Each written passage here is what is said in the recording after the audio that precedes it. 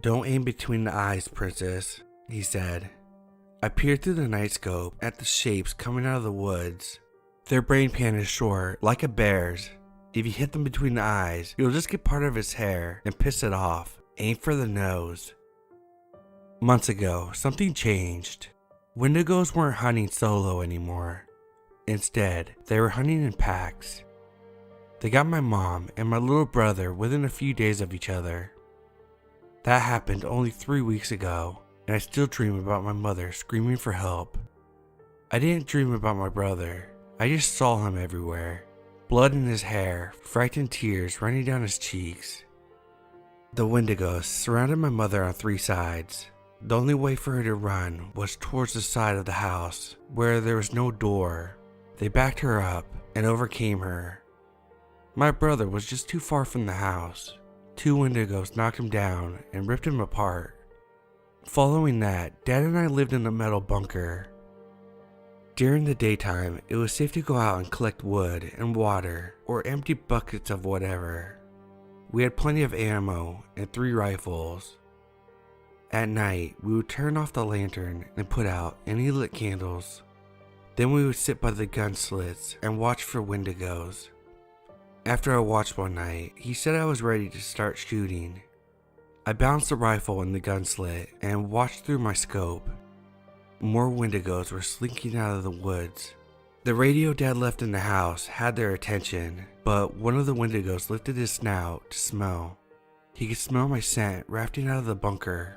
I had his nose in the crosshairs. The blast knocked me down. I sprung up to see a crumpled body and Wendigos looking at the body, then at the bunker. Dad got the next one.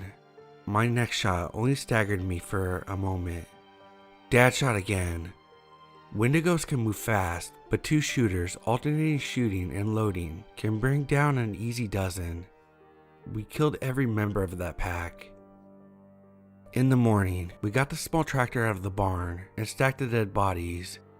We burned them, the pillar of smoke rising like a smoke signal to any other Wendigo pack. Come here, die here. That was my last summer with Dad. I was 14 years old. I learned how to shoot, how to drive, how to stack them, and burn them. I show no mercy, because when I was 14 years old, Wendigos followed my dad to town and tore him to pieces. Daylight didn't save him. Nightfall won't save them. Nothing will save them. I can cry and drive, bringing extinction with me.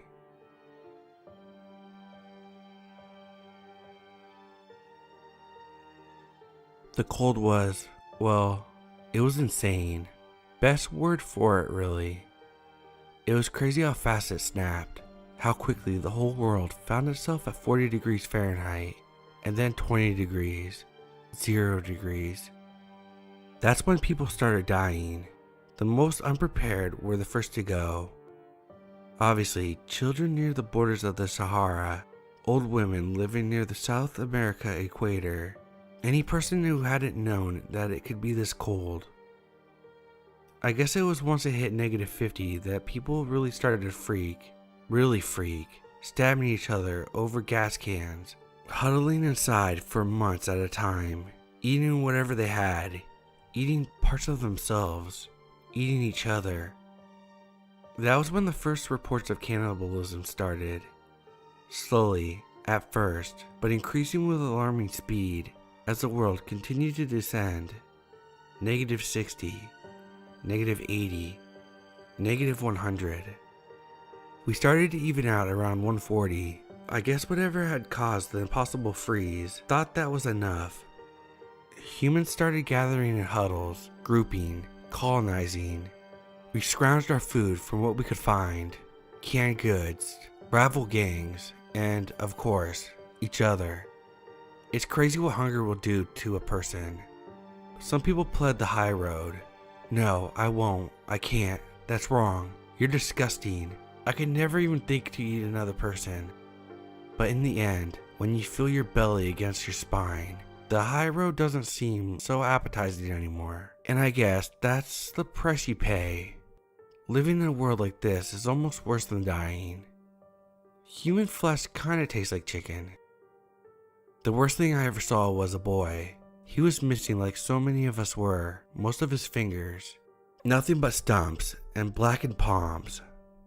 His ears were gone too, though he could hear us fine, I think. He tried to cry, but his tears froze to his face. His skin peeled every time he opened his mouth.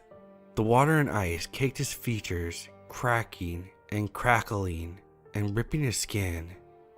And he begged us. He begged, almost on his knees, but his legs wouldn't bend. They were too stiff from the cold. His flesh was too rotten to eat, so we just burned him for warmth. The kid must have been 10 or 12. He had crawled for so long. He had almost smiled with his blue and bleeding lips when he found us. He thought that we were his salvation, and we killed him. I can't even cry anymore because it freezes to my skin. I can't scream for the fear of ripping off my face. I can't hardly run because the cold freezes my legs. My bones ache. I can feel my lungs wheeze with every breath of freezing air. I can feel my heart start to slow. So the real question isn't what you'll do to survive, because that answer is simple: anything.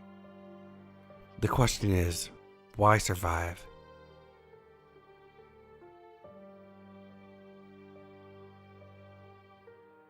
Legends say that men go crazy on this here mountain.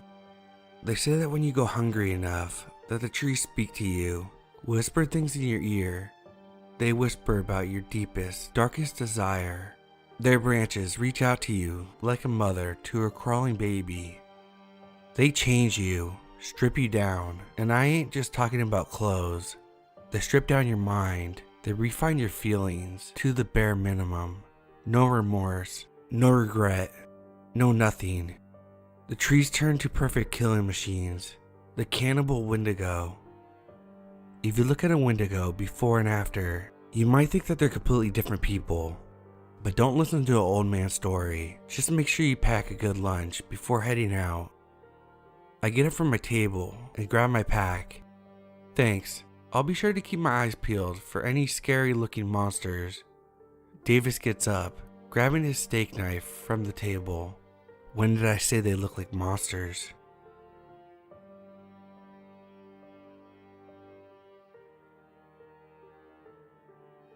Beware the Skinwalker. That's what my parents told me. He roams the woods and steals up naughty children who stay out past bedtime. He'll shave your head and steal your face and wear you like a mask. It was a silly story told around the fires at night to scare young ones into obeying their parents. It worked. Every child returned home as soon as the golden blazing sun crest the highest mountain surrounding our tiny little city. As the last rays of light traveled across the land our ancestors claimed, sweeping like a wave, the children ran to the safety of their wooden homes. They all followed this rule up until they grew out of these silly superstitions. My old Uncle Robin stayed out 3 nights hunting, they would boast. There's nothing out there to fear more than bears and mountain lions.